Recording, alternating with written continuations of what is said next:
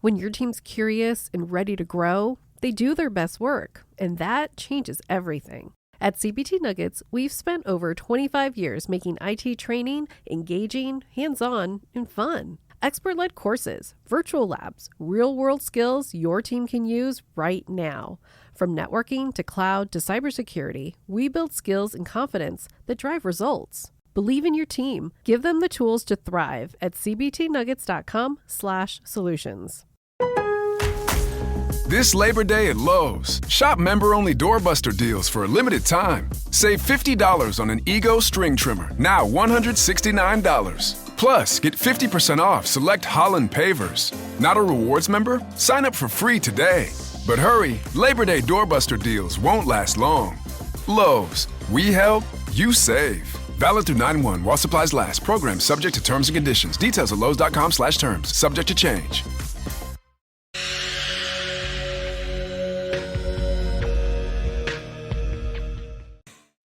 What's up, everybody? It's Friday night, 9 o'clock from the Forum, and we are here. We got a show for you tonight. We're talking the end of the preseason, and it's shaking up. New contracts, big trades. So what do we do with fantasy? We'll talk tonight as we get ready for week 1. Let's go.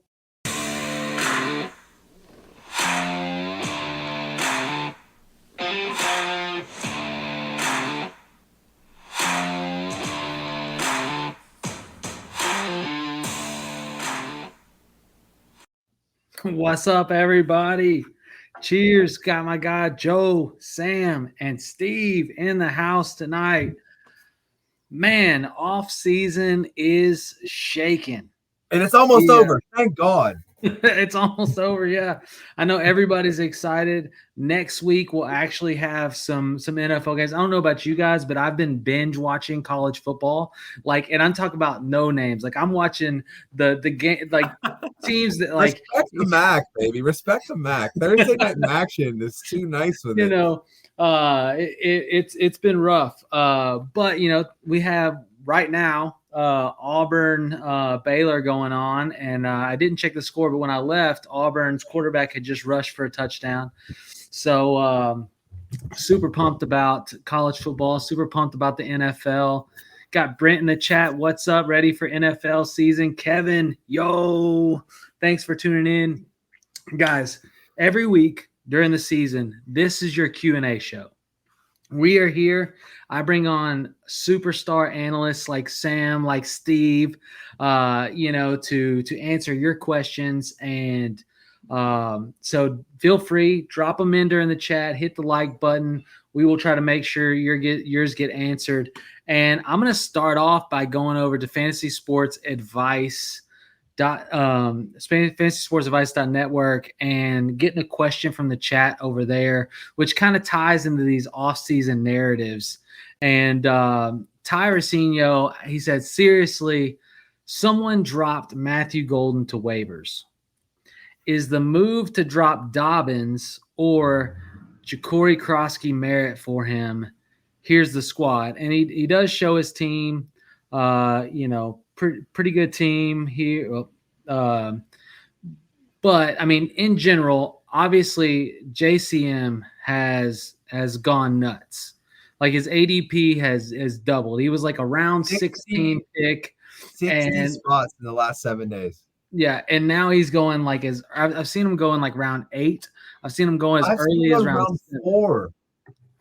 And so, this being the narrative, one, I don't know that he's even a drop option, but and I'll throw it to you, Steve. I know you can be on volatile sides of these things, but is it just too much hype, or is he the real deal? Of course you're dropping probably one of these to get Matthew Golden, but what's your take on this question, and what's your take on JCM? All right, so I'll start with the question. To me, the clear answer is to drop Dobbins, not JCM. I am kind of in on the bill on Capitol Hill. I like JCM a little bit, maybe not fourth round a lot, but I like him. Matthew Golden clears both of them, right? Let's be up front. Matthew Gold, you got to drop one of them, but it's Dobbins, right? We saw Dobbins play about as healthy as he's probably ever going to play in the NFL for the Chargers last year. And they still were like, we'd rather Najee Harris, and just like sent him off into like the stratosphere. We're like, goodbye. Thank you for what you did. Dobbins right now is made to lose, right? Like they want RJ Harvey.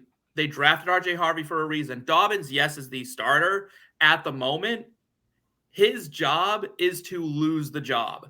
JCM, they shipped Brian Robinson out of town.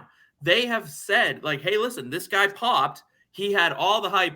Anyone who's trying to sell you on like Chris Rodriguez, they don't want you to win. They're probably your op in some sort of way, shape, or form. Because, like, don't try to sell me on a guy who's been in the league for like years and like has a grand total of about the same number of carries as I do in the NFL. Like, this is not like a realistic like threat to a starting job. JCM is clearly trending toward being the starting guy. People will be like, but what about Austin Eckler? What about Austin Eckler? What about Austin Eckler? Like, what are you going to try? Austin Eckler, listen, I like Austin Eckler. I think he's a good talent. I think he had his run. If you're expecting him to touch the ball 200 times, you've lost it. So it's JCM's backfield to win. They want him to take it. And on the flip side of that, it's J.K. Dobbins' backfield to lose in Denver. Drop him quickly. So, Tyler, something I wanted to say regarding that, I couldn't see very clearly, but it looks like there was a defense on that team. Drop that defense. On Ty's team, drop that defense. Wait as long as you can. You can always get a defense that'll get you 5 to 7 points. If you have a kicker, drop the kicker. If you have a defensive player, Millie Mills, what's up, my G? Drop the kicker. Those are replaceable players. Get Matthew Golden at all costs. If it's a fab league, I'm probably throwing all $100 of my fab on that. Yeah, I definitely want to grab Matthew Golden off waivers. And I'm with you, Steve. I think Dobbins is dispensable. You know, I think it probably has a role pretty early. We'll see if he can hold up, but I think that's a good take. And, you know, it is interesting. There's not very many people there. I mean, you got Eckler and like the narratives there, but you know, JCM definitely looked explosive. Kevin in the chat saying Bill scores touchdown in opener.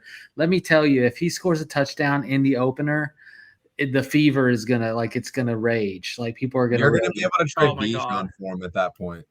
Oh God, dude! Like if he scores a touchdown in the opener, you'll probably be able to dish him for like Travion or a first round player. I can't think of a player truly that had this meteoric of a rise that was like a nothing, not even someone you thought about drafting in the 16th round, that has been steamed up to, as Joe said, even a 4th round pick. I've never seen this. In the closest thing that I can think of is like Kareem Hunt's rookie year. Yes, but he got steamed up kind of after, right? Who was Spencer Ware 1 year got really steamed up, I think, before Kareem Hunt got there too. Yeah, I remember think it was that. The year and before, then, actually. Yeah, like we've seen guys get steamed up after like good seasons, like good ends of years. But this is a guy who came in as like a late pick, was the 4th guy on the depth chart, and all of a sudden now it's like if you don't get him, everyone's like, oh, you don't know anything about football.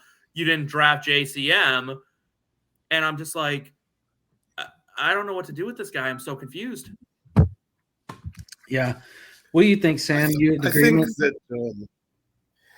no, I'm not. I think I can't pluck the names just right out of the air, but every year there's somebody that all the analysts fall in love with, and consequently all the fans fall in love with them too.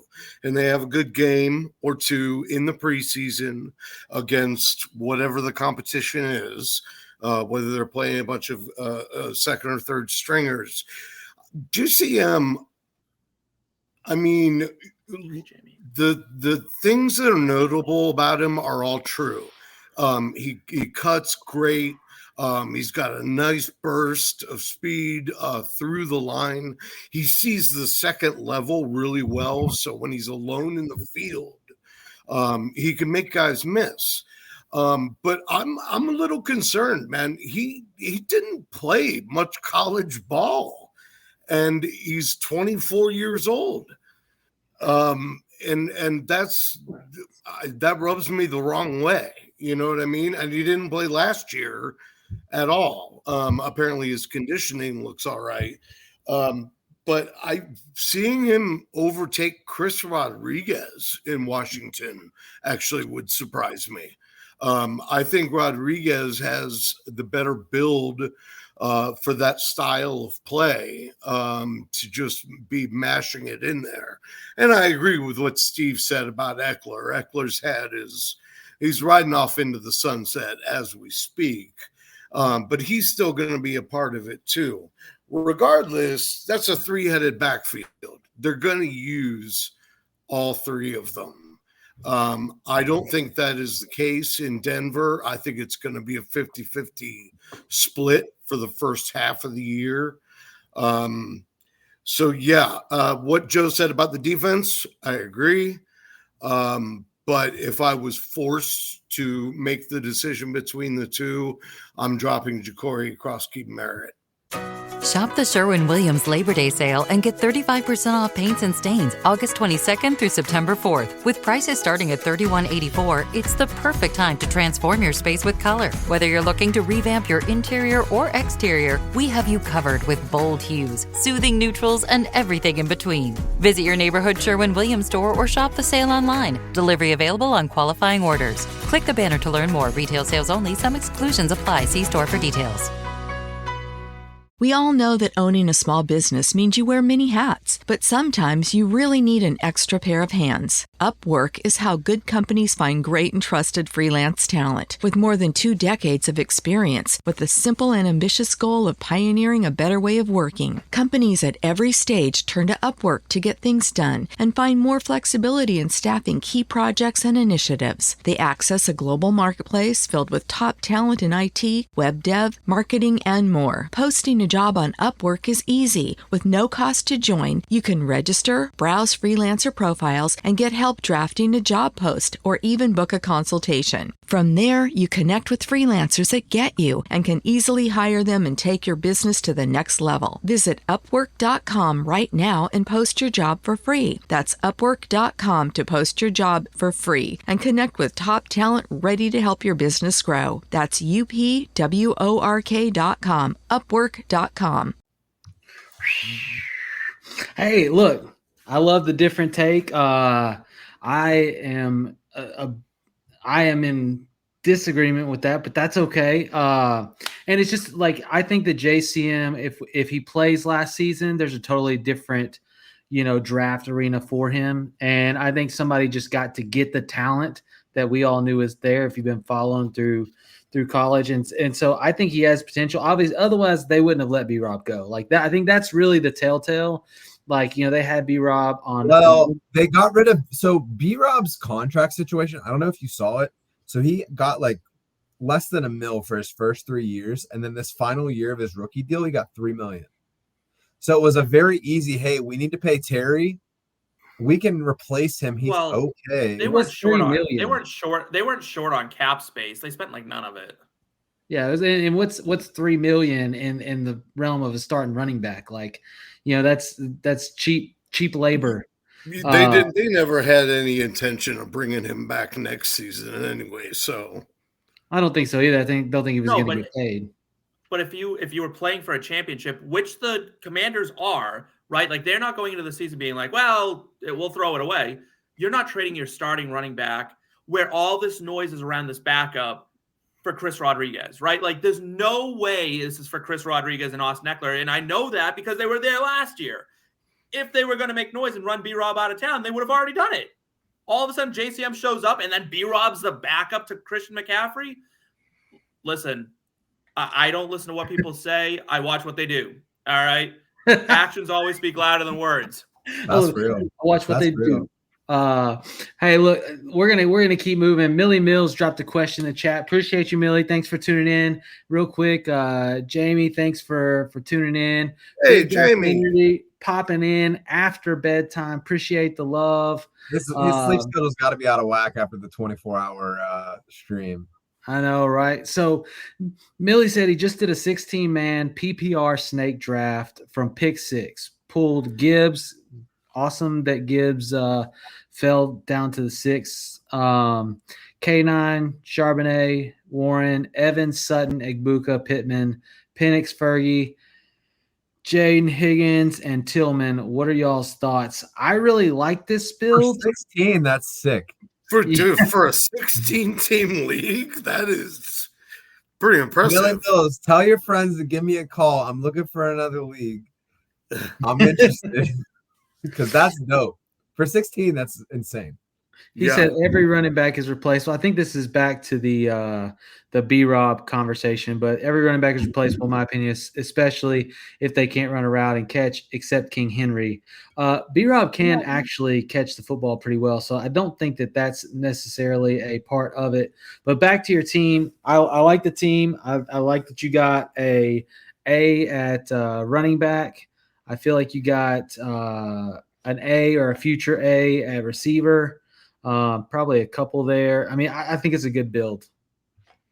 Definitely waited late on quarterback. Can I ask a question? Can Bill Merritt run out and catch a pass? I'm sure he can. I mean, I think they all can. It's just they have Eckler for that.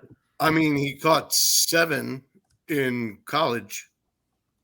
Yeah, well, I don't think they're really worried about that. You know, I think it's like it's kind of the B-Rob. B-Rob caught the ball inconsequentially. Like he was out there, he got catches when it wasn't really supposed to be him, like dump offs. Yeah, I mean, like he's not an amazing pass catcher either. I'm just saying. And that was the replace, right? Like they do have Eckler. Like, so we'll see. I mean, to be determined how good Jacori Croskey-Merritt's hands are. You know, a lot of that comes in usage. I don't know what the ratio of targets to catches were for him on those, but who knows? I mean, NFL, everything changes, right? Like, I mean, everybody, I don't know if, I mean, obviously he didn't last that long, but, you know, back when James Robinson came into the league, you know, and like he popped off year 1, like sometimes people just surprise you and sometimes people excel in the NFL. You know, when they get the opportunity. And so we'll see.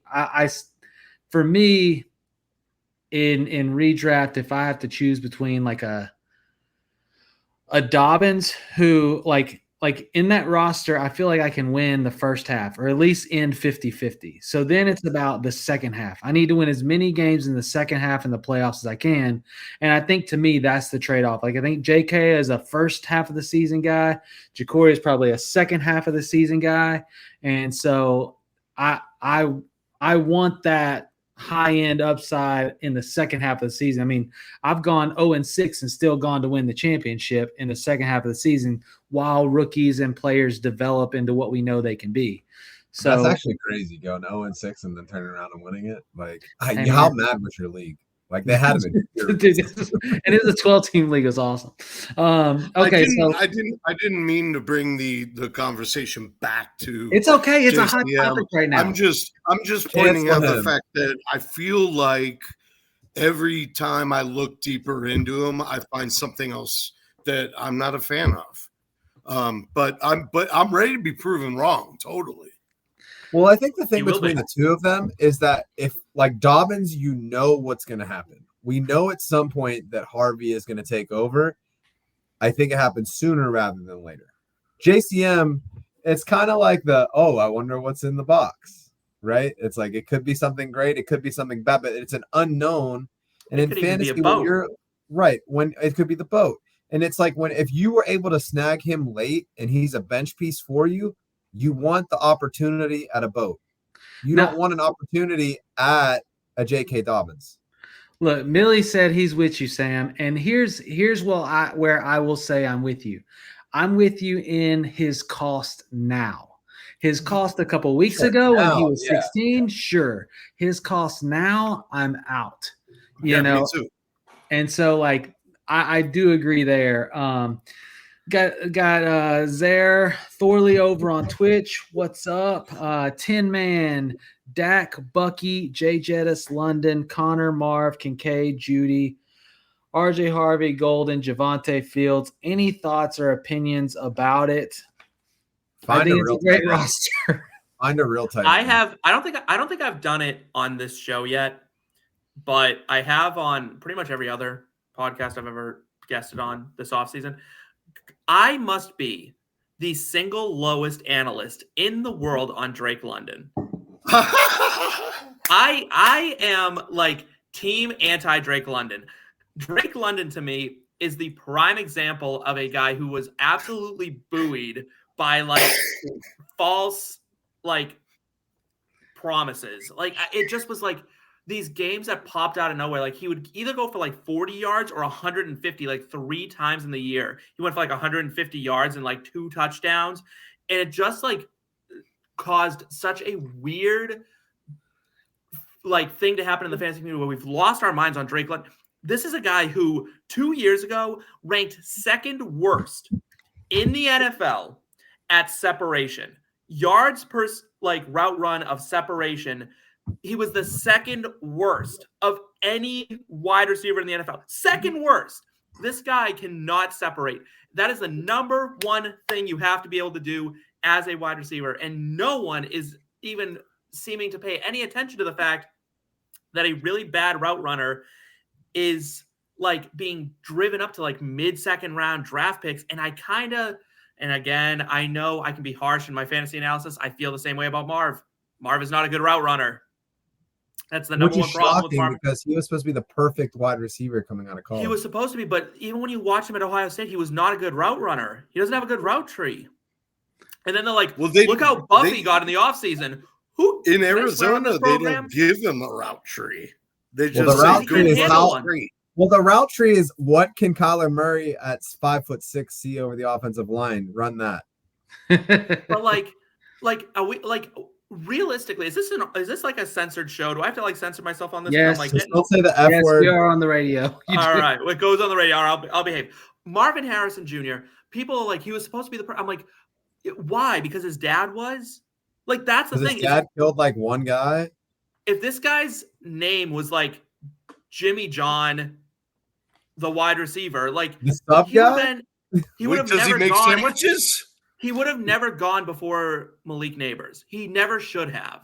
That was an absolute mistake that everyone should have seen coming.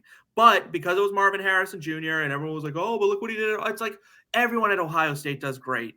Every wide receiver at Ohio State does great. They play a bunch of clown colleges like 8 times a year, beat them up for a while. And I'm saying this standing in Cleveland. I'm in Buckeye country. They beat up on a bunch of clown schools and Perkins School for the Blind and a whole bunch of other schools that come in.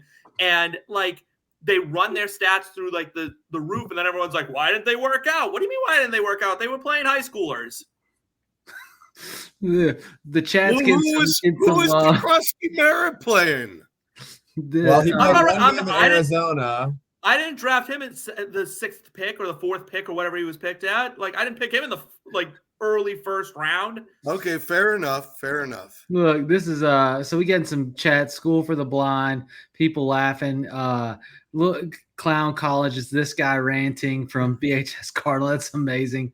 Millie said, "Don't disrespect his Falcons." But he said it's okay if you talk about Kyle Pitts. Yeah, go Yachty, sup boys. I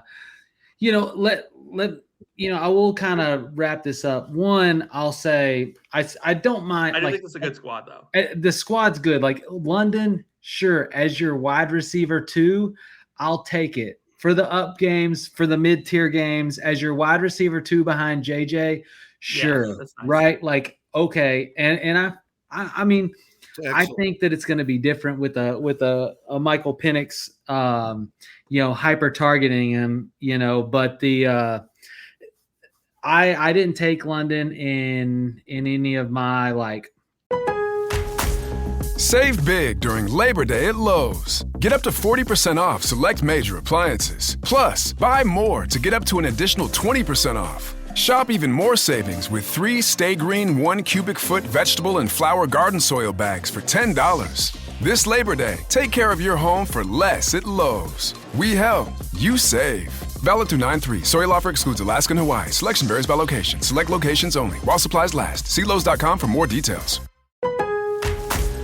Lowe's knows that no matter your paint project, saving is at the top of your list. That's why when you shop today, you can buy one, get one free select Valspar and HGTV Home by Sherwin-Williams one-coat coverage interior paints via rebate. Shop these deals in-store or online today at Lowe's. We help, you save. Selection varies by location. While supplies last. Discount taken at time of purchase. See sales associate for details. Offer valid 8/21 through 9/3. Dynasty leagues. Not that I hate them. I just, but to get to the question, 10-man league, I think you built a strong team. I think you capitalized on some good young players, getting RJ Harvey and Matthew Golden there late. I like the weight on Dak too. I like that. And I think he grabbed Justin Fields too. It looks like he grabbed Justin Fields too. So I got to get here and get this other question here. It's got one from Kanoa Built. When Bijan Gibbs, Saquon is off the board, which running back would you take next? And I know mine and Joe's answer to this is the same. And I don't care how many knees and ankles. Just lean this way a little bit. Yeah, hold on. Other way. There we go. There you go. I'm taking McCaffrey at the 4. And I don't know, just on upside alone, I don't know how you get away from it for anybody after him. I do. Who? Can I throw a name out there to you guys? It's Devon Achane. That's the next. Does the injury not worry you at all? No, it does. No more than McCaffrey's does. Listen, you can use the injury argument. I'm genuinely asking. No, I don't. You know what? So I'll actually speak to this as a from the medical side, because that's what I do in my day job. I'm a emergency nurse. So it doesn't worry me as much because it seems like he's healed. It seems like they've just been more cautious than anything else. Like they're holding him out a little bit longer, but there was never any indication that he was going to miss the season. This wasn't like a last second, will he make it, will he not, or miss the first game even. So I'm really fine with that. When Tua was healthy, that's really the injury I have to worry about with Achane is Tua. But when he was healthy, and I can't assume Tua's going to be up, he was the RB1.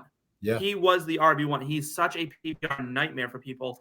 And he only has to touch the ball legitimately 15 times a game to give you RB1 production.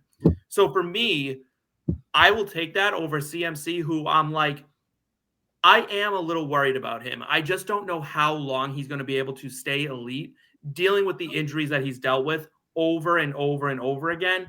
At some point, it does come back to haunt you. They went and got Brian Robinson, who I do not believe is a great running back, but the fact that they were like, you know what? Let's go get a starting caliber guy that could realistically take a lot of touches. That is telling, I think. Anytime Achilles are involved in anything, and I know it was just kind of like tendonitis and stuff like that, that is worrisome for a guy who puts so much torque on his body. Those things, when they start to go, it's kind of like a very fast downfall. Yeah, I think, the point that I made most of the offseason was the word degenerative being in there is not good. You know what I mean? It means it's not going to get better. It's only going to keep getting worse. However, I have done a complete 180. I have changed my tune, and it's primarily because of what Tyler said. It's just, it's almost like I feel like if I get him and I get the McCaffrey from 2 years ago, I'd win the league. It's like they might as well all quit because I win.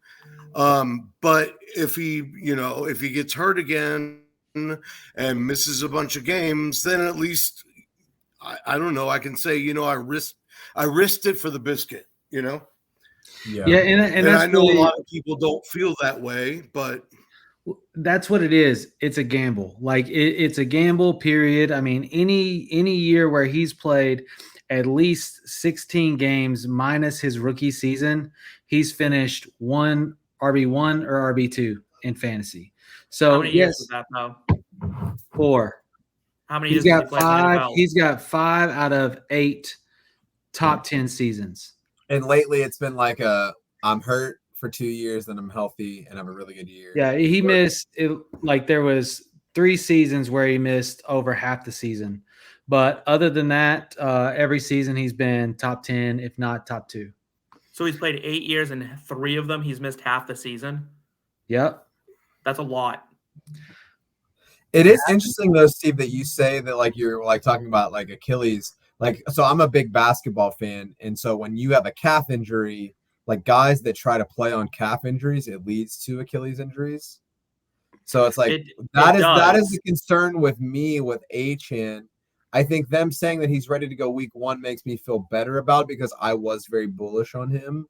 But whenever that first dropped, I was like, ooh, like, is this going to become an Achilles thing if they're not careful? Well, so Achane, here's let me just tie this in real quick as far as like healthy seasons. So like, you look at the people that we're talking about, right? Like Achane has played 2 seasons.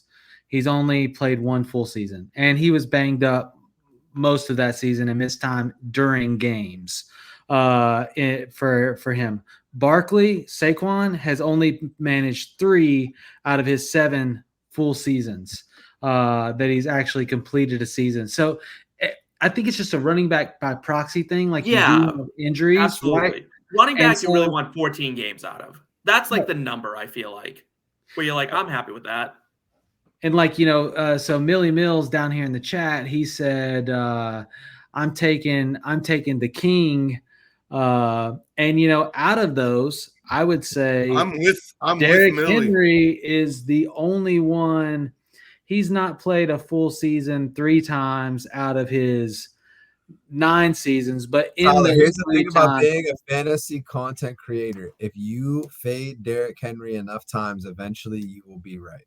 It might not be for another 5 years, but if you just say like he's too old, he's had too many carries, you do whatever else, like eventually you'll be right, and then you can retweet yourself and say, "Yeah, I've been saying this." No, look, I've been high on Derrick Henry since the move to Baltimore, especially, and I thought that the move to Baltimore would give him longevity that he wouldn't see in Tennessee. And I've said it on the show several times, and this is why I love running backs paired with running quarterbacks, despite the narrative that that's actually not profitable.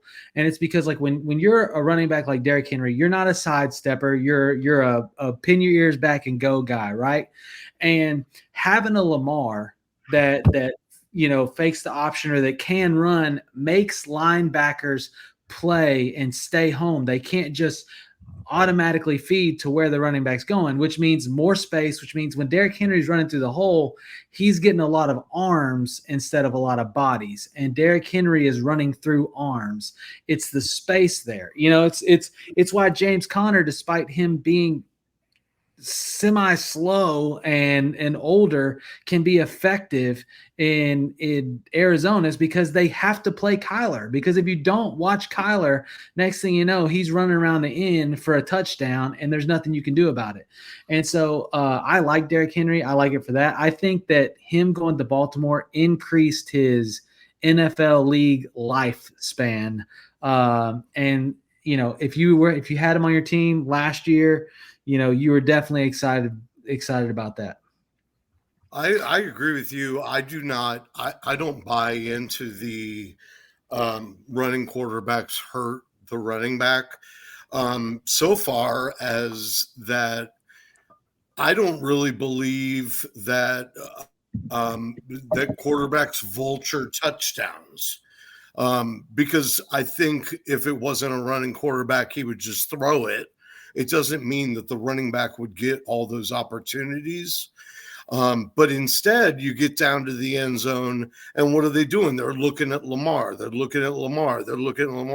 And Derrick Henry just like strolls across the line, But that's one. I agree with you, Tyler. That's one. One thing that I couldn't wrap my head around. I do want to know and like just have like a lunch with Derrick Henry's high school coach, because like if you talk about like like miles on this running back, like dude was having like 600 carries a year in high school. So keeping the conversation moving, make sure we get to all the questions, and we've got some over on the FSAN site too. So just keep rolling. Travis one of those. JJ McCarthy and Jaden Higgins for Olave, Swift, and a second. And he did say, this is my first question. He said, if Superflex, oh no, he said if Superflex, not one quarterback. That was just a response to it. Yeah. Yeah. I would agree with those takes. In Superflex, I'm not doing the deal. Now that's like, so Steve, your take on Drake London has been my take on Swift forever. Really? I have never been a Swift guy. I've never drafted him. He was okay in Georgia, but I have just never been big because he always gets hyped up like he's going to be a top 20 back. And he finishes around 20, but he's like boring. Yeah, I don't want that. Like I want high upside. I want potential. And he's only gotten over 1,000 yards one season in his career. So like I've never been big on Swift. There's also the fact, he plays the majority. It's like the boring take. It's like, I'm not excited to have Swift on my team. Like if I get Swift on my team, it's because everybody that I actually wanted, including the running backs that would have came in like the next 2 rounds, aren't there anymore because there was this crazy running back run and all that's left is Swift. And then I would probably still take a wide receiver at that point, but Yeah, no, it makes sense, right? Like DeAndre Swift is that you go out to the bars, you're scoping, right? And all of a sudden the night gets away from you. All the pretty people get taken. They all pair up. You're left with like that 5, but it's like it's good, right? It like gets the job done. It's not exciting, but it's like it gets the job done. So funny, Millie said he was okay in Philly, but that's it. So in Philly was the first season he ran over 1,000 yards, but he still finished RB20 on the season. Yeah, it's not great, right? It's not exciting. What I will say is I'm also not a huge JJ McCarthy believer. In Superflex, I probably still hold off because like Chris Olave's brains are leaking out of his ears at this point, but like I like JJ McCarthy is just not the guy that I'm like super in on. So the debate that I like JJ, but I am very since we're all talking about people we don't like, I can't stand Chris Olave. The guy gets a headache, like, and you're like, career's over. But I'm not trading for him. I haven't drafted him. I don't seek him out. I avoid him. He's on my personal do not draft list. So I certainly don't want the Olave and Swift side. I don't want any of these players of that deal. Like I don't want any. I'm fine in Superflex. I want to keep McCarthy and Higgins. Otherwise, like for me, this is not a trade I'm seeking out. If it pops in my inbox, I'm keeping McCarthy and Higgins for now. I think that McCarthy's talent around him at the wide receiver room will make up for. We saw it with Darnold. Like it isn't like Darnold is lights out. Like that receiver talent can make up for a subpar quarterback, and then you can just dish him later. Here's the thing. His mobility matters too. McCarthy can run with the football. I'm not saying he's going to win any, marathons out there, but he's got good scramble abilities. So where do y'all think like Kevin O'Connell is like as a coach in the league? Like top 5. I think he's excellent. Top 5 easy. This has been the struggle that I've had all off season. I am with you. I think Kevin O'Connell was one of the best coaches in the league. Yeah. If he can make what were they calling what's his face? Ghosts. Like all these random people in Minnesota that have come through, Dobbs, Darnold, all of these guys, fantasy relevant, like off the street, like Dobbs was like QB6 like for 3 weeks in a row. And people were like, is he the guy? And it was like, no, he's terrible. You know why? And can I just say, like, I think because they all like Dobbs was weird. Like they all had an elite trait, right? Like Dobbs was a really good runner. Right. Dobbs could run. Darnold, for all of his problems, is a pretty elite arm talent, right? Like he his can arm talent's throw the fantastic. ball like Yeah, from the time he came out of college. When you look at JJ McCarthy, what is he elite at other than handing the ball off? Eye paint. Really well. He's really good at turning and handing the ball to the running back. But that's what I was getting at, where it's But like that's I all have he this was asked to conflict. do, though. I mean, I don't think that's necessarily his fault. I don't think we have the whole story. Well, what I know of football coaches is if their quarterback can do more, they usually do. I don't know too many coaches who are like, you know what? I've got this elite quarterback, but what I'm going to do to try to trick everyone out is I'm not going to use them. And then I'm going to get drafted. I'm going to go to the NFL, and I'm not going to draft him. If he was that elite, he would have been drafted by the same guy. But if Kevin O'Connell, if we're saying Kevin O'Connell is a top 5 guy and he traded up to get this dude, I have to trust his evaluation of it more than mine. And that's the struggle that I have right now. I trust it. I think I think he made a mistake. I don't know how he is as a talent evaluator. Don't get me wrong. I think he's an elite play caller. I think he's an elite coach. I don't know how he is as a talent evaluator. He seems to do really well with the wide receivers. We've yet to see him really knock it out of the park with quarterback yet. This is his first drafted quarterback. Yeah, so we'll see. But that's been the battle that I've had. It's like I don't like JJ, but I love KOC. So I feel like I love Mike Tomlin, but Mike Tomlin couldn't pick a quarterback if it fell on him. So I mean, Tomlin the GM is terrible. Tomlin the coach is great. Come from the Steelers fan. Okay, I mean, moving us along. We got to make sure we hit these questions. I love this show because as we get more into the season, it's like we just can't keep up with the chat and as everybody delivers content takes. So remember, if you're tuned in, hit the like button, hit the subscribe button, and drop your questions in the chat. Next hit was talking about so we'll get back to what's your one bold prediction for fantasy this year, because one got dropped, and that was from Goyati. He said Higgins is going to ball out. And then everybody else, Higgins will surpass Nico Collins end of the year or beginning of 2026. And once Nico gets hurt, Higgins will be wide receiver 1. Look, I'm here. I hear you laughing, Sam. I'm not that. I'm laughing at Joe. That is absurd. No, mute that. That's no. Look, hold on. Time out. Are we really that far off that the wide receiver 2 for the Texans cannot be as effective? No, come on, be real. It's going to be Higgins. It's not 100%. Are we sure? Yes. I'm sure. Yes. I am sure. I think Higgins could lose that job to his teammate eventually. To who? Noel? Yeah. Jalen Noel?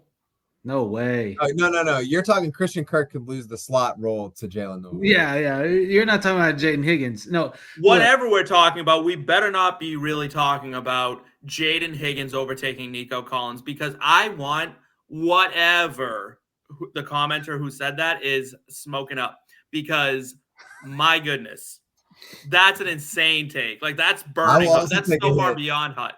Dude, I think Nico Collins is heavily overrated personally. Brother, I will trade. Find a league where I will trade for Nico Collins from you. Either of you, brother, come on. You wouldn't get him from me because I wouldn't have drafted him to begin with. Look, we're not doing this.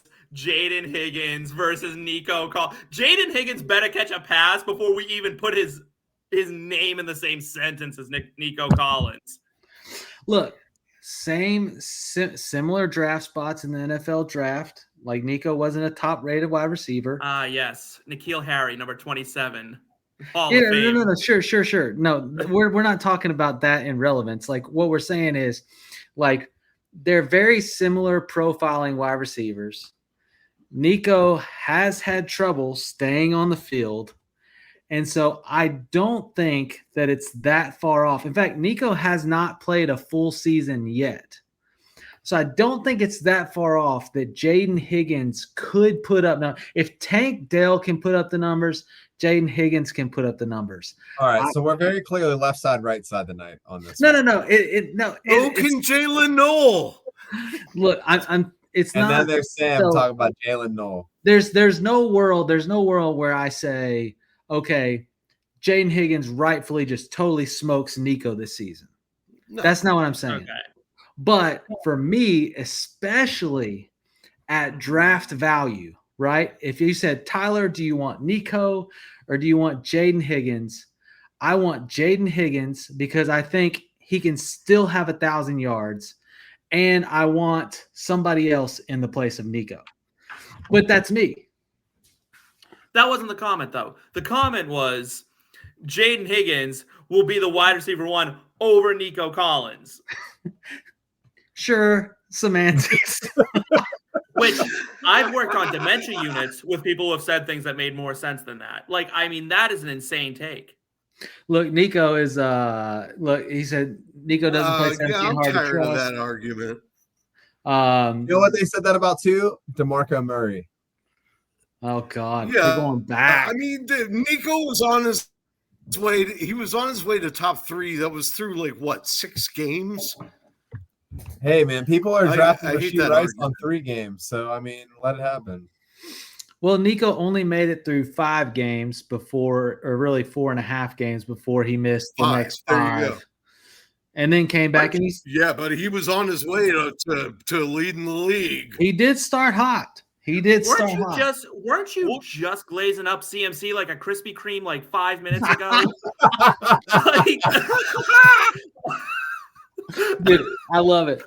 All right, let's see here. Nico has been okay. So we're gonna move on from the Nico Jaden Higgins take. Although I think it's a good conversation. It's fun, and that's what the offseason does to us. I'm gonna make sure we hit this. We'll come back to the drop your one bold prediction for fantasy. Stay tuned at the end of the show. So like in the next 10 minutes, we'll go around and we'll drop the bold prediction for each one of us. So make sure you hit the like button. Make sure you get your friends here because it's probably going to be hot stuff, I imagine. I just want to say that my bold prediction I thought of before the show. I don't want you to think something in the show influenced me. Okay, so it has something to do with somebody in the show. Got it. Okay, so back to kind of like off-season banter here. The Raiders. Okay, they sign Amari Cooper. They bring Amari Cooper home. Jacoby Myers, who has been everybody's like Mr. Consistency, has been everybody's like fairy tale wide receiver for the Raiders this season, and they've been drafting him at what his cost probably should have been the last few seasons instead of at the value. But asked for a trade, right? Yep. You got the emergence of Deonte Thornton. And we've seen flashes of Trey Tucker. And, of course, you have the draft hype of Jack Besh.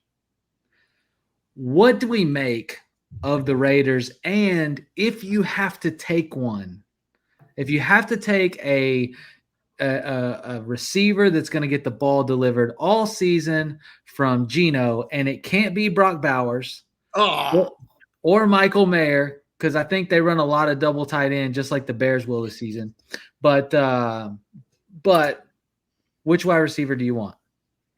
Start us out, Joe. Listen, man, we already talked about this on Judge Jody. We are whores from high floors here in the Frick House, and we will be drafting Jacoby Myers. I don't think that he gets traded. He's a little bit disgruntled. He wants some more money. But, I mean, at the price you're getting him, the upside that you're getting from Geno Smith, I'm not worried about Jack Besh. I'm not worried about all of these rookies. Like, we're fine here. He's going to be kind of like the slot merchant, PPR kind of king. He's not going to win you weeks, but he's going to help you not lose them. So give me my boy all day, Jacoby Myers. Steve? Yeah, I'm going Jacoby Myers, and it's not really close. There's no one really else that I'm worried about. I really appreciate you taking Michael Mayer off the table. That was really a weight off my shoulders that I didn't have to pick him in this conversation. Forgot he played it all. I will never forgive the New England Patriots for thinking Jacoby Myers was asking for too much money at $33 million over 3, and then turning and giving that exact same contract to Juju Smith-Schuster. Just a stroke of brilliance out of Bill Belichick, who has just ever since that moment been on an absolute tear, just one good decision after another. Big fan. Yeah, it's Jacoby Myers, and then that's kind of it. So yeah, give me that. Sam? Yeah, it has to be Jacoby. I love Dont'e Thornton. I really, really am excited about him, but he's a field stretcher. And Amari Cooper is just, he's cooked. So, and he's a jerk.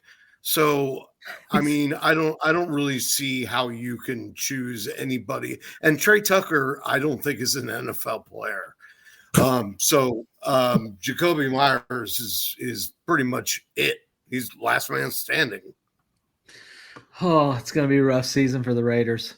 It's going to be ugly. They're running the ball anyway. Look. This is who I want out of that receiving group, especially in best ball. I want Thornton, and I know he is very one-dimensional, but he's big, he's fast, he gives me Will Fuller vibes. And if I get a even 5 40 50-yard touchdown bombs during the season, I'm happy. And during the preseason, what was thrown to him? Those balls. Now, granted, the quarterback, the second string quarterbacks and stuff weren't connecting, right? Like they weren't placing. Hopefully Geno can place better, but those are what were being thrown his direction. And Geno is a sneaky good deep ball guy too. He's exceptionally accurate. Yeah. And so I want that, especially because he's costing me like a 15th round pick in my draft. He's costing me a 16th round pick in my draft. He is. I'm drafting in almost all of my drafts, and this gets back to the bold predictions. But sorry, that was about the chat. That wasn't about you. I agree with you. In my last 2 rounds, I've taken Thornton and Hopkins in every single redraft league. Thornton Hopkins, 15, 16. I take a different 2 guys, but I take 2 guys at the end in every single one of mine too. All right, so Josh said rate this 12-man, 2 flex, PPR, Lamar, Hampton, Harvey, AJ Brown, Jay Jettis, Laporta, Diggs, Travis Hunter. I like it. Hopefully the rookie running backs prosper. That's a lot of rookies. Yeah, it's a lot. It's a lot. I'm okay with the you've got help for Hunter, right? You've got 3 veteran wide receivers there. You've got Lamar that can help make up a little bit of the gap between other quarterbacks and your running back room. But if those running backs don't hit, or if it takes RJ Harvey a while, I think you got the wide receivers to maybe get you over the hump while they get going.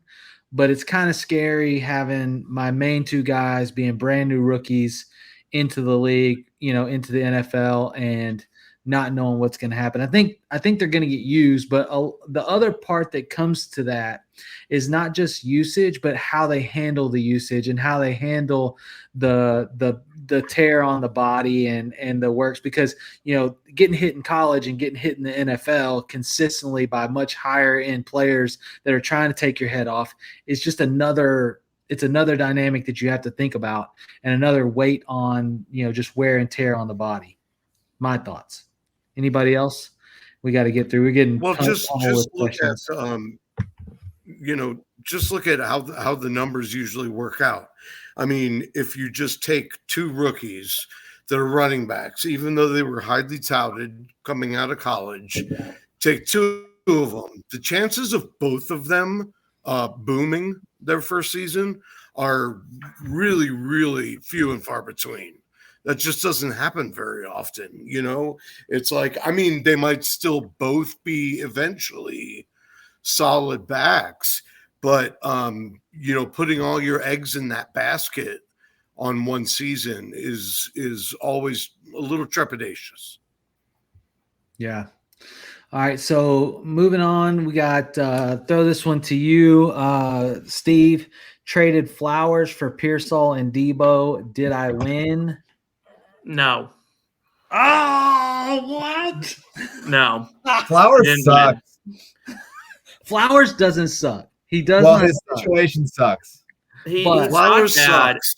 He doesn't suck. He's a good route runner. He's a good player. At some point, I think like he's just gotten more and more involved in that offense. He's getting a higher target share. Mark Andrews is slowing down. Isaiah Likely's injured. Debo's 100. He had one good season, and we're all still like riding the high off of that. And Ricky Pearsall is most famous for being shot. Like that's the most significant thing he's contributed to the NFL so far. So like, I mean, it's not like he traded him for like really anything that you want. So like at that point, like Zay Flowers is the guy that you want. I don't mean that in like a really disrespect. It's just, that's the truth. Like I got to shout out my boy Seth over at IBT because he is such a Ricky Pearsall fan. And he's always, I'm like, why? And he's like, because it's such a good story, man. And I'm like, you got to have a better reason for wanting the guy than it's a good story. Here's the reason why I would do this trade. I like Flowers. I think Flowers is good. Flowers had over 1,000 yards receiving last year. I like Flowers. I like Pearsall. Pearsall, the first glimpse that we got of him when he really started getting used based on injuries was towards the end of the season, and he had a touchdown in both those games. He had over 140 yards receiving in one, 70 in the other, but still had a touchdown. And that receiving core is thinned out. That's why everybody is, balling out on Kittle this year. So I think that he's a young talent. I think that he does have ability, and I think that he's successful. If it's a win now deal, I also want this because I think Debo slides in with some heavy usage this year for Washington. Like I would put money down that Debo doesn't sniff 1,000 yards this year. I don't think it's necessarily 1,000, but I think he could go for 750 and get more touchdowns. So I would take Flowers over Debo, but I think Debo could outrush Bill Merritt. Wow. Talk about a bold I'm take. just kidding. I'm just kidding. I just don't know what we're seeing. Like, am I missing something with Ricky Pearsall that like everyone else is like, everyone's like, yeah, but he's a young player. I'm like, Zay Flowers is 1 year older. It's not like Zay Flowers has been in the league for like 17 years. It's because Feels Lamar like had – so here's a couple things. Lamar had over a 7% touchdown per attempt percentage rate last year. So he's likely going to have touchdown regression. They're also a run-first team. And like Tyler mentioned, San Francisco doesn't really have a lot of options outside of Ricky Pearsall. If you look at what he did in the last couple games of 2024, yes, like it kind of took him a lot to kind of get things going. But if you kind of look at the game log, he really boomed in the last 3 weeks, and they were finding ways to get him touches. So for me, it was like, all right, like I like the San Francisco offense. I like what they're doing. But in his last 2 games, he went 10 targets, 8 receptions, 141 and a touchdown. Against Arizona, 8 targets, 6 receptions, 69 yards, nice, and a touchdown. So it's like if he's going to be a focal point of that offense, Detroit and Arizona. Okay, so Detroit probably resting their players and had a defense that there was no one healthy on it, and Arizona who also had nothing to play for. But you also have to trust Shanahan's ability to scheme. The Lions didn't rest anybody. They were trying to get pole position. I trust Shanahan, but like at some point Ayuk will come back. At some point Jennings will sign his contract. At some point, like if CMC is healthy and George Kittle stays healthy, like that, all of a sudden Pearsall is the number 3, right? Like, and it's just going to happen so fast. Like Zay Flowers is the number 1 receiver in Baltimore, and there's no competition for him. Look, if we can get hype, that doesn't say much. If we can get hype on Juwan Jennings, like he's that man didn't have his first 4 seasons he never got inside the top 90 at wide receiver. Like if we can get it, there's no world in my opinion where Juwan Jennings is better than Ricky Pearsall. Like No. and he was a product of needing anybody to step He was up. a role player. Yeah, and role so Wait, that's the exact same situation that Ricky Pearsall stepped into at the end of the season. Pearsall's better. Why? Jennings did better. Jennings played 15 games. He had 113 targets, 77 catches, 975 yards, and 6 touchdowns. That's his best season in his entire 6-year career. No other year did he cross 450 yards in receiving. Pearsall, in his first year, caught 400 on not even a full slate of games. He only played 11 games officially, but a lot of those were partial games. And so, I'm sorry, I can't get excited over a 400-yard season. I don't care how many games he played. No, you can't. But it's how many like if you take standard metrics, like if we look at a rookie player, if a rookie player goes for, like if you look at CD, you look at T. Higgins, you look at these players, if they go for 800 yards and a few touchdowns, you're excited. Like they've got potential to really break out, right? And so for him playing essentially half a season and hitting those metrics, like if he plays a full season, it's 800 yards and 6 or 7 touchdowns. So you're looking at him in the same light. And all I'm saying is I like Zay Flowers, but if I'm going to win now, I wouldn't mind having Debo and Pearsall. And I think Pearsall is going to get lit up this season. And maybe that means for you, Steve, it's a trade away. Like when he does go off and he has those first 3-4 big games, maybe you deal him in Dynasty because you don't believe in the overall talent. But I do think in redraft you have some possibility there that's at least worth it. And we didn't ask if that trade was redraft or Dynasty. But for the sake of trying to get through these last few questions when we're at our time now, we've got to move on. We'll try to hit these 3 here real quick. Cosmic said, what do you think of this trade? Full PPR. I get AJ Brown, Rashid, JCM. I give Bucky Olave and Jordan Addison. My starters right now are Gibbs and Bucky at running back, MHJ, Sutton, and Olave. I don't like it. Maybe I'm the only one of them that doesn't. Well, I say that. I am a running back heavy player. Like I prioritize owning a running back that is – full spectrum or like at least a 3-down type guy. And I don't know that I also am not high on Rashid. And I get pummeled for it. People, dog me for it. I'm not high on Rice. I don't want him. But like you're trading the suspended boys right now. Like, what are we doing? Sure, but you're trading. Both of them are suspended. Right. One's suspended longer than the other. I'm a big fan of Rashid Rice. I like Rashid Rice. I like his situation. He's tied to Mahomes. He's tied to Andy Reid. That's great. Give me that all day. Chris Olave, we know the concussion issues. Jordan Addison's a number 2 receiver on his own team. And Bucky Irving, I mean, he's good, but like he's not, AJ Brown could be way better. This is what I'm doing with Rashid Rice. I'm taking all the hype of what he was and the week that he is to come back from his suspension. I am trading him on pure just the adrenaline junkies that are living for what he could be. I am dealing him, and I'm probably going to get somebody real nice because it's like one of those like hype narratives. Follow the trends, right? Isn't it his first game back against the Raiders? I know. That's what I'm saying. Like, I'm going to deal him, bro, and I might get Nico for him, okay? Like, it's going to be crazy. You mean Jaden Higgins? It's gonna be crazy what the take is. I don't think I would make that trade. Some people might because you got to think if without he would have been a 2nd round pick without the suspension. Exactly, which is where Nico's going 2nd round. The issue I see with Rice is that if he misses time and the Chiefs look good on offense, which there's a real chance they could because Xavier Worthy, Hollywood Brown, Travis Kelce, all that stuff, right? if they look good and he comes back, they're not going to like change everything they're doing to like suddenly start working him into being the wide receiver one. They're not going to break. They're not going to fix what's not broken. I'm saying if they look good, if they're like, hey, we're crushing it, they're not just going to be like, we'll change our entire offensive philosophy to make sure that this guy gets all the targets.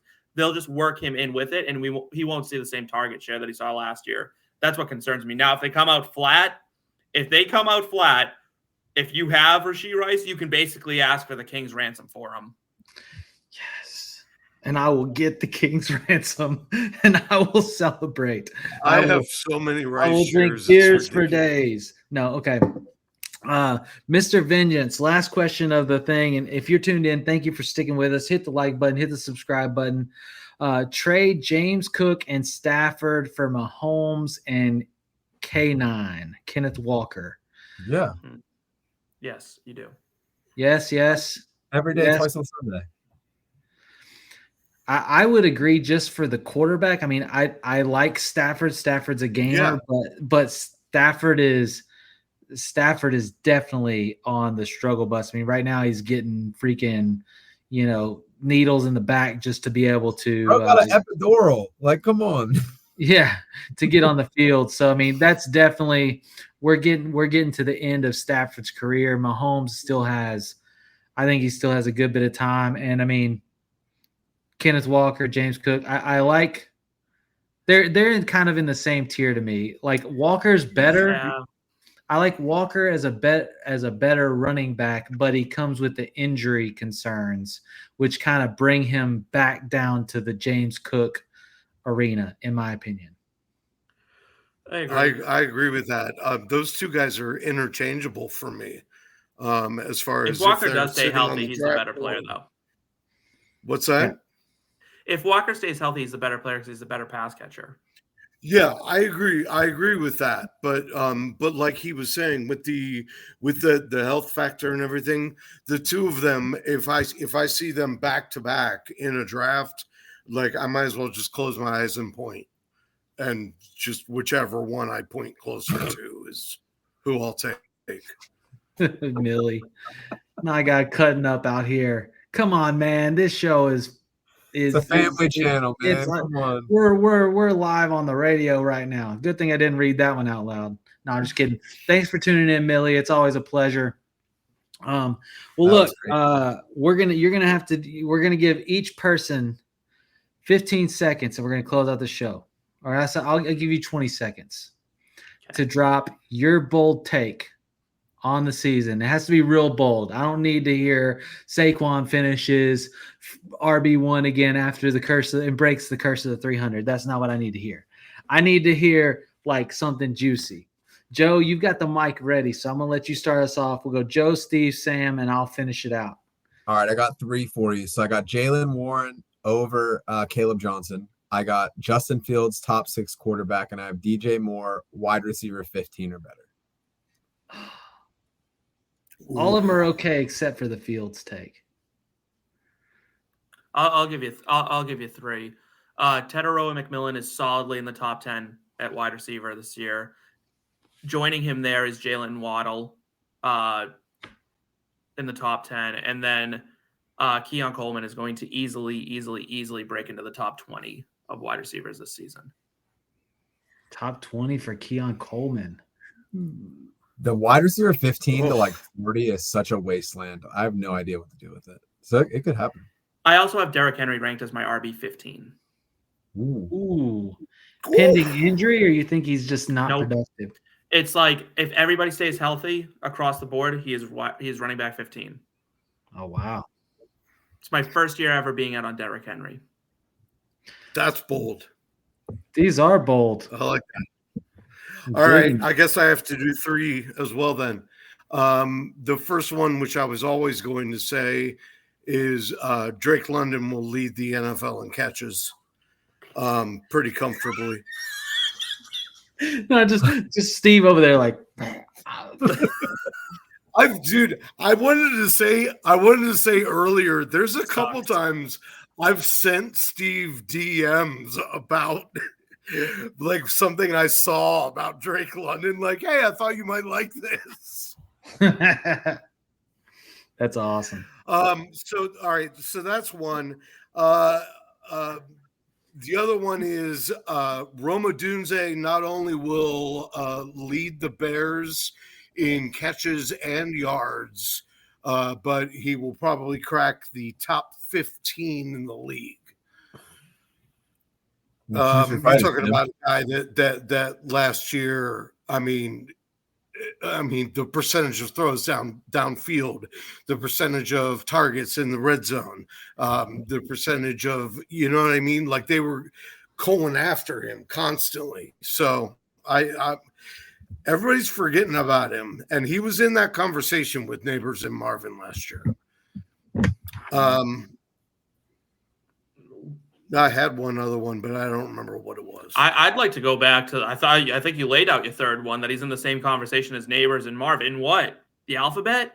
I mean, what are you talking about? Like, what do you mean? No, he's not. I mean, it's like, oh, all the throws, all the catches. Did he get a new quarterback?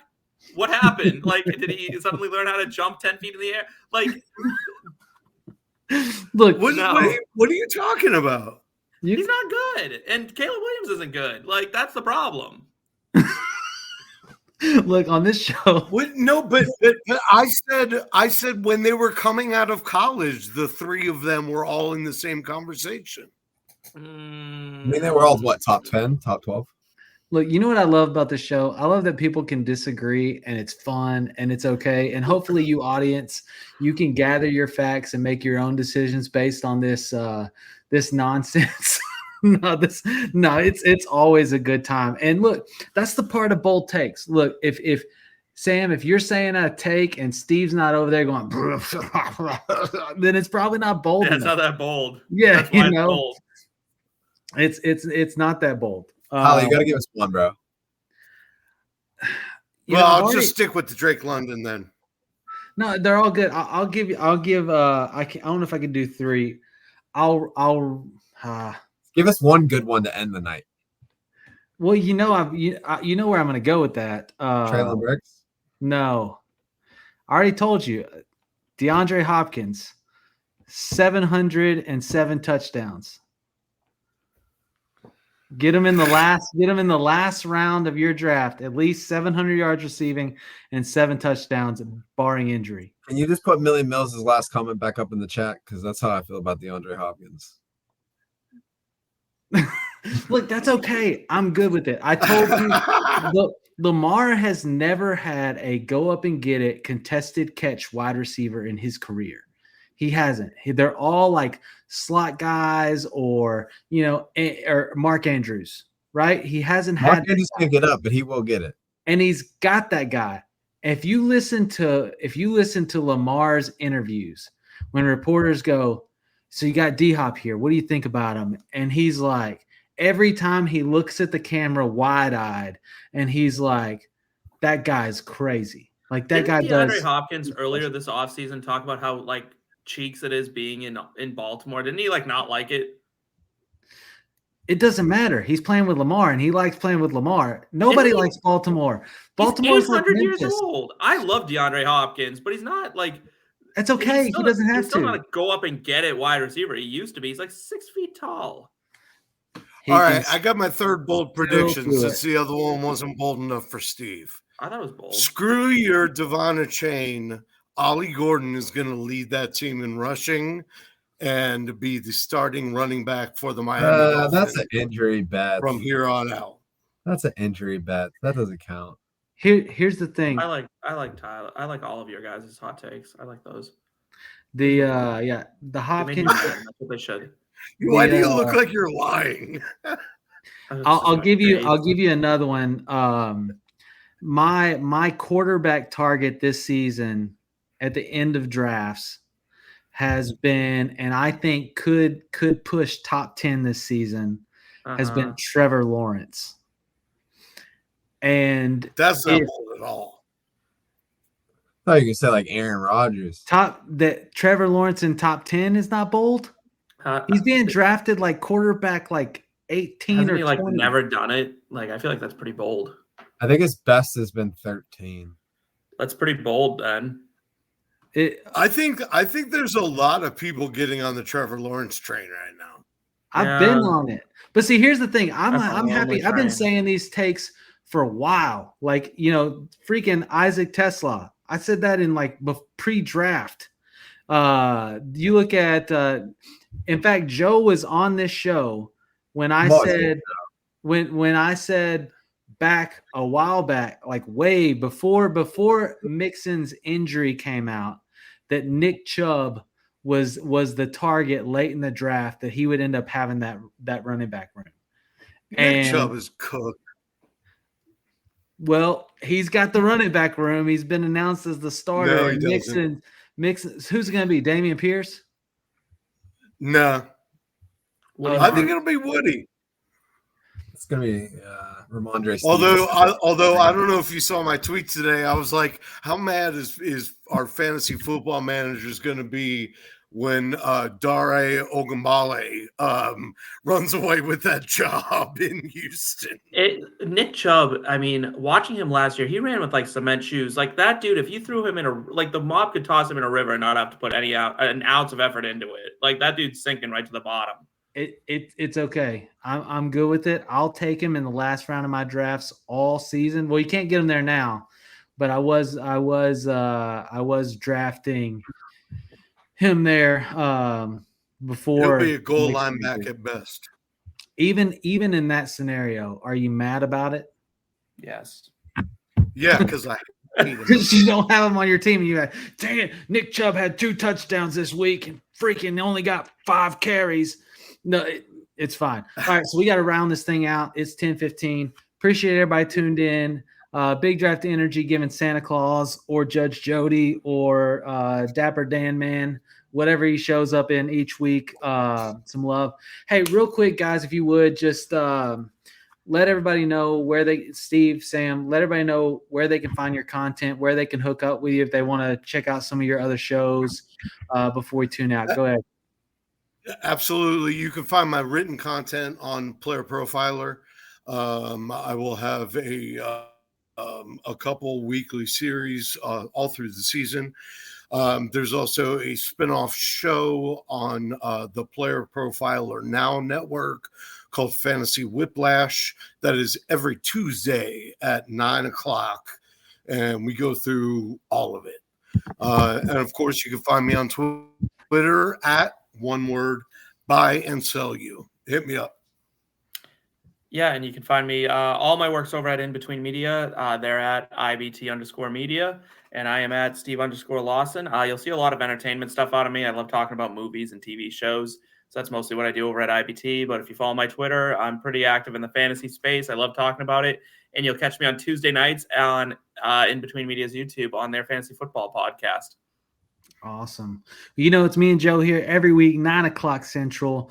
Come party with us next week. For week 1, we'll be post Thursday Night Football, but leaning into Sunday, and we're excited for a crazy week 1. You guys have a great week. Hope your drafts finish up good. I've got my main home league draft tomorrow night. And we've already put out cots for the drunken bodies that will be littered all over our property. It's going to be a good time. Enjoy the community. Enjoy your drafts. Hope you have a good season. We'll see you next week. Later. See you. We are here. FantasySportsAdvice.com, offering the best fantasy sports social media platform. Why join endless Discord communities or the trolls of Reddit? Fantasy Sports Advice is a community designed to help you win with 24/7 support. Go to FantasySportsAdvice.com and become a pro member for unlimited access. Again, go to FantasySportsAdvice.com today.